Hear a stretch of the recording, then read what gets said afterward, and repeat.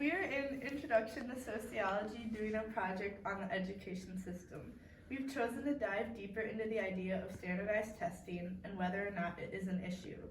So the first question is, what are the pros and cons of standardized testing? A pro is that it's one, I guess, somewhat equitable test that everyone can take, so you have like a baseline of data and then you can kind of, figure out where you fall in that line according to the test. The con is that it's one snapshot, it's one test that then tells everyone how intelligent they think you are. And about like the ages of when standardized testing starts, as a parent, what are your opinions on children taking standardized tests at an elementary age? Because they start in 3rd grade. Right, and even I think having kids have gone through elementary, it's even a little bit sooner with reading. I think it's too soon, because just at that young age, and if you look at the science behind developmental stages, realistically, countries like Finland don't even start teaching reading until 7, because developmentally you're not ready to start learning to read till 7. So I think it's a little bit too early, because too much pressure on kids. It makes parents compare their kids.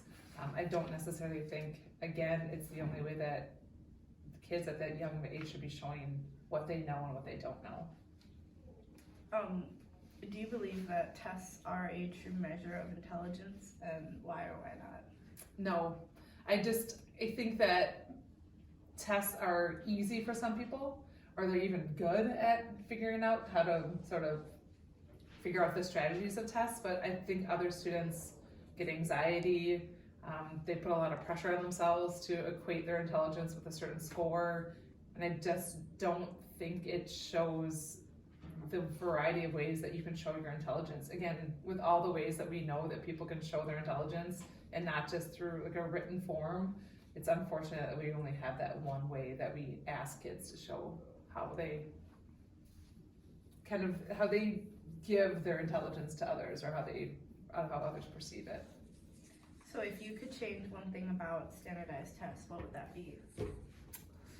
That's a tough one. It's been ingrained in our system for so long. I did a little bit of research, and some of the critics have said having like a wider expanse of different ways, samplings of showing their work, like written, verbal, maybe a portfolio, which we do, you guys do as seniors at Mosinee, but just different ways that you can show your intelligence as opposed to just one standardized test.